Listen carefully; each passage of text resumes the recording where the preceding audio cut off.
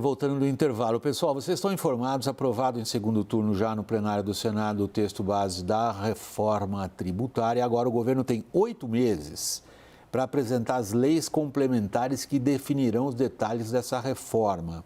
A Thaís tem uma compilação do que vai ser tratado. Por favor, Thaís.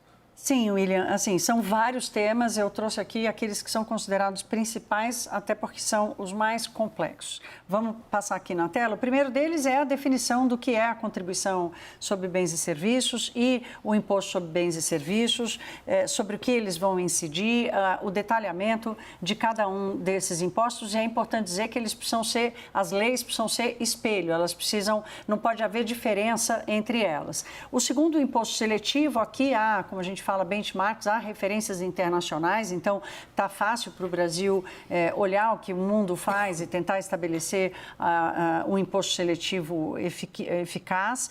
O terceiro ponto, os fundos, fundo de compensação dos benefícios, o fundo de desenvolvimento regional, aqui vai ter briga para danar. Na segunda tela a gente vai olhar aqui a administração tributária, como é que vai funcionar a receita dos estados, dos municípios, a fiscalização, já que os impostos vão ser coletados de uma forma unânime. E o terceiro ponto, talvez esse seja o mais polêmico de todos, é como vai funcionar o tal do comitê gestor, que vai receber e distribuir entre estados e municípios a arrecadação devida a cada um. Murilo, tudo aí parece decisivo e relevante. Você destacaria desses 5 pontos trazidos pela Thaís qual?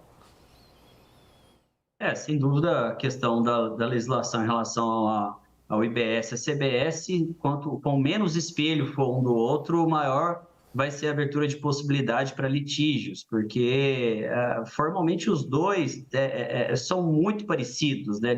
O nascedouro na PEC é que o IBS e a CBS sejam extremamente próximos, só que um da União, o outro pertencente aos entes subnacionais.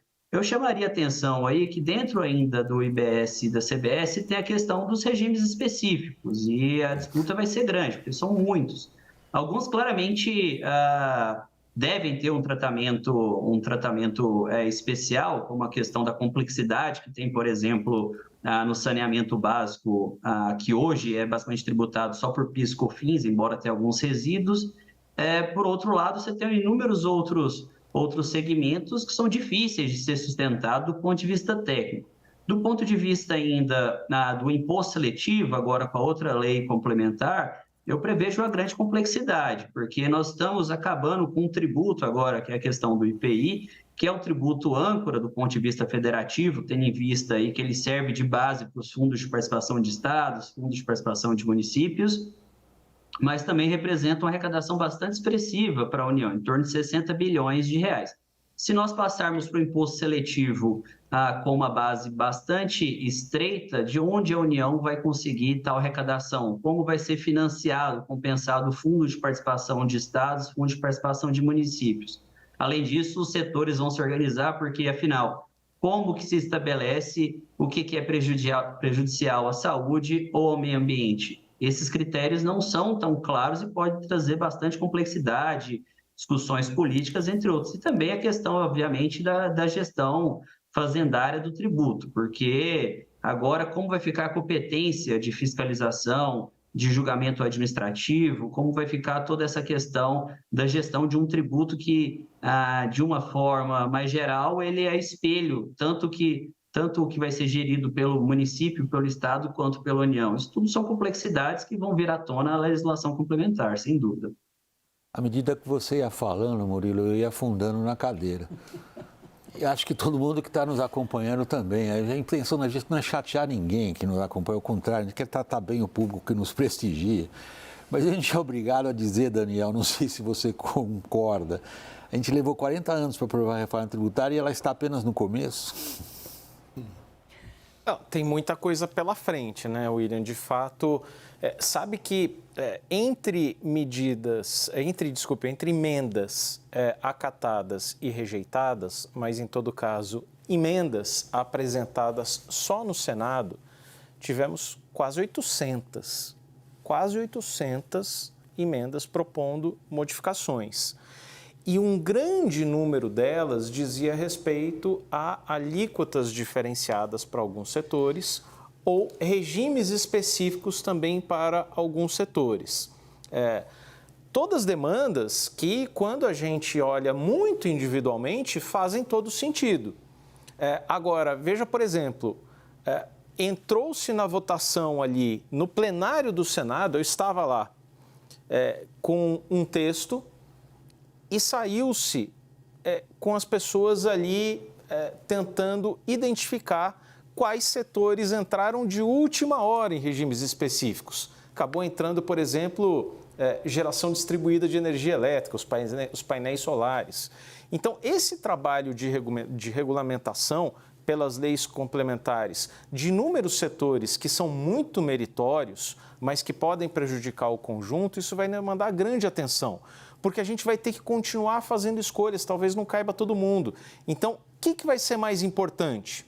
A gente estimular a universalização do saneamento básico ou uma tarifa mais módica no transporte coletivo?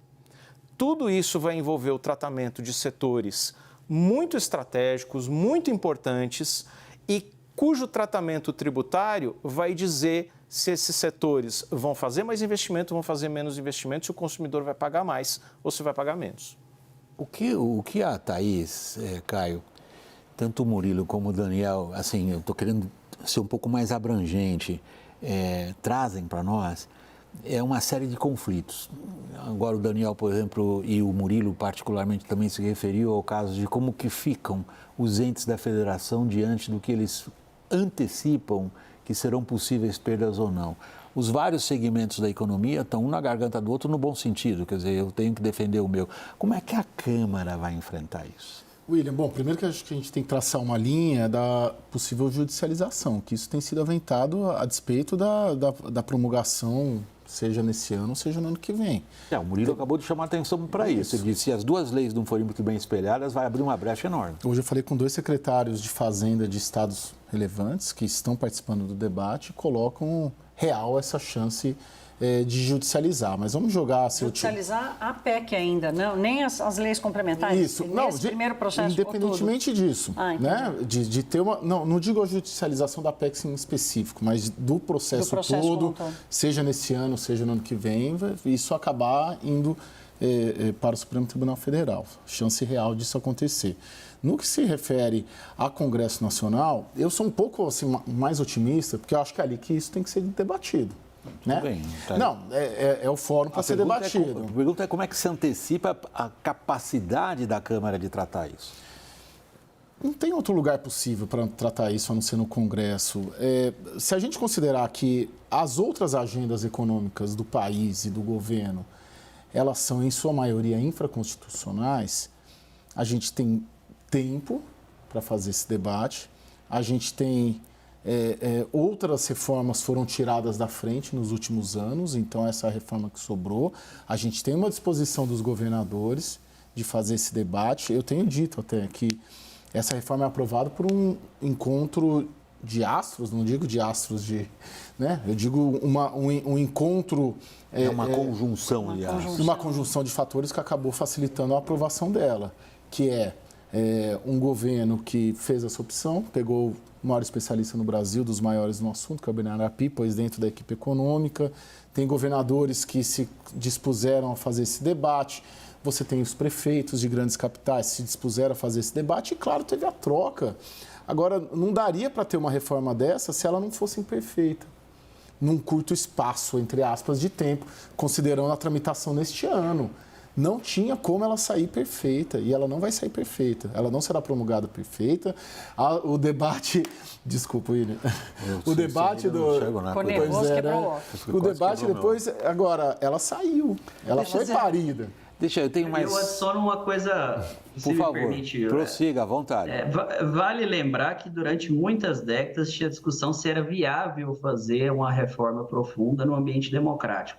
Durante muito tempo. Essa é a primeira reforma tributária, de fato, que acontece no Brasil no ambiente democrático. E tem todas as vicissitudes disso. São 30, 40 anos de empecilhos na aprovação de uma reforma tributária que acaba trazendo aí para o resultado de hoje. Evidentemente, acaba espelhando as complexidades da própria sociedade, do federalismo brasileiro e tudo mais, né? Então, longe de sair algo perfeito, é verdade, por outro lado, ter esse copo meio cheio aí, digamos, de ser uma grande reforma que está saindo no ambiente democrático. Pela ordem, Thaís e Daniel. Não, eu quero só botar um tempo aqui, uma questão de timing, porque assim, tem um outro desafio dessa reforma que é o tempo de transição, vai levar até 50 anos. A questão da mudança da origem para o destino, é isso que vai gerar perda para os estados e para os municípios. Essa é uma das principais fontes de perda de arrecadação para os estados e municípios. É essa a ponta mais longa da transição. Nós só vamos entender qual vai ser a alíquota efetiva dos novos impostos daqui a 7 anos. Ela começa em 2025, aos pouquinhos, ou 2026, Murilo me corrige, mas ela só vai ser definida daqui a 7 anos. Ou seja, o Brasil vai ter que ter fôlego político, social, empresarial, das decisões individuais e do setor produtivo para ir lidando com essa mudança, baixar a bola da expectativa e entender que essa mudança vai levar muito tempo e ela não pode estar sujeita o tempo inteiro à inclusão de novos privilegiados ou mais distorções. Daniel. Teve 2 movimentos aqui ao longo de toda a tramitação da reforma tributária, Câmara e Senado, que eu percebi como abordagem do governo, mas não abertamente. Percebi um pouco nas entrelinhas. Primeiro, protagonismo tem que ser do Congresso. Então, a gente não viu ali Fernando Haddad ou Alexandre Padilha, ou sequer Bernardo Api, ali no plenário, batendo bumbo, dando entrevistas. Então, ficou muito claro para o governo que o protagonismo ali, para que essa reforma andasse, tinha que ser do Congresso. Tinha que estar na cabeça das pessoas, na cabeça da opinião pública, que essa era uma entrega do Congresso. Pontos para o Congresso. Segundo ponto ali é que eu percebi muito uma abordagem da equipe econômica que o texto não estava perfeito, longe do ideal. Muitas concessões, muitas mexidas, muita gente recebendo tratamento diferenciado, mas que quanto mais demorasse, quanto mais se deixasse tramitando, pior ia ser, porque aí os lobbies iam emplacar. Então é o seguinte, vamos fazer uma concessão para já matar logo esse assunto, porque se a gente tentar resistir e isso for se alongando, o resultado vai ser pior. Murilo, para encerrar, eu tenho menos de 1 minuto, sou obrigado a pedir que você seja muito breve, e eu sei que a pergunta é ampla. Você é capaz de nos dar uma ideia de como que essa reforma afeta a política fiscal?